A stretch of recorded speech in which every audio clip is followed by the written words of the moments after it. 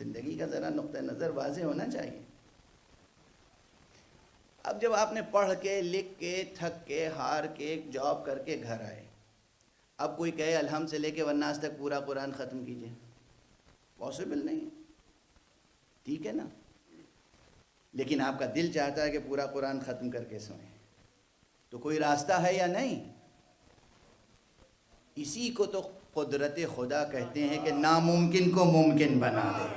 ایک صلوات پڑھ دیجئے محمد و آل محمد۔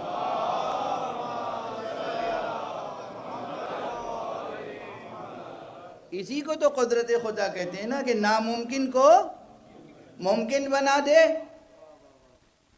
تو اب دیکھیے یہ چھوٹے چھوٹے جملے بہت سی جگہوں پہ کام آئیں گے۔ اب کوئی صاحب اعتراض کرنا چاہیں گے کہ صاحب آپ نے علم کلام نہیں پڑھا، حکمت نہیں پڑھی، فلسفہ نہیں پڑھا، ناممکن تو ممکن ہو ہی نہیں سکتا ہے۔ اب ان کو کہیں اور جواب دے دوں گا، سخن شناس نئی دل برا خطا انجاست۔ بہرحال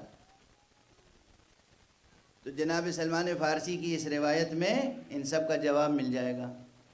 جب لوگوں نے اعتراض کیا، اعتراض بھی کیا کیا، یا رسول اللہ یہ سلمان فارسی عجیب باتیں کر رہے ہیں، ہم نے اکثر دن میں انہیں کھاتے دیکھا ہے،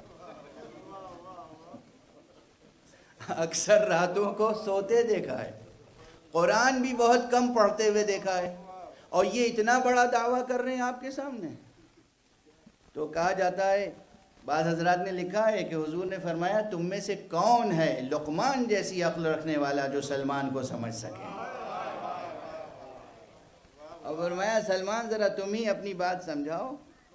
جناب سلمان فارسی کہتے ہیں یا رسول اللہ آپ کی ہر بات پر مجھے یقین ہے، ایمان ہے۔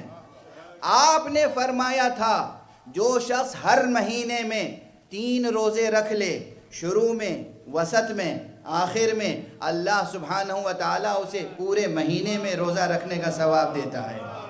جب سے آپ سے سنا ہے میں اس پہ عمل کرتا ہوں، اس کے معنی میں ہمیشہ روزہ رکھتا ہوں۔ آپ نے فرمایا تھا کہ جو شخص وضو کر کے سوئے رات بھر اسے نماز پڑھنے کا، عبادت کرنے کا ثواب ملتا ہے۔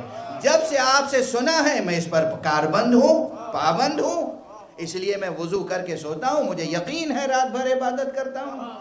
یا رسول اللہ آپ سے میں نے سنا ہے، آپ نے فرمایا ہے کہ جو شخص 3 مرتبہ قل هو اللہ کا سورہ پڑھ لے اللہ اسے پورا قرآن ختم کرنے کا ثواب عطا کرتا ہے۔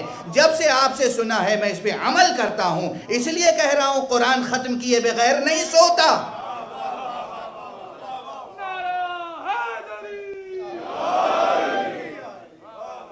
توجہ ہے، یہ بھی ایک نسخہ ہے سیر و سلوک کا، مگر یہ کس کے لیے ہے؟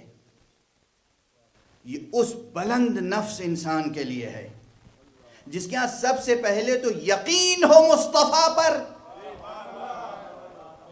اور علم کا پایہ اتنا بلند ہو کہ اس کا موازنہ لقمان سے کیا جا سکے۔ صلوات پڑھ دیجئے محمد و آل محمد۔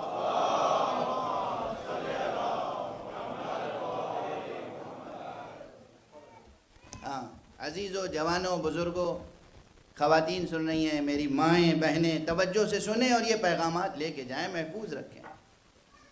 یہ سب قرآن اور اہل بیت کے پیغامات ہیں۔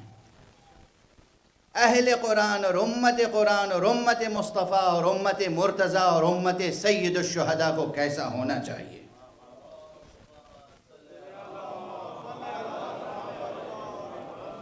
بھائی ایک بلند تر ہم آہنگ صلوات بھیج دیں۔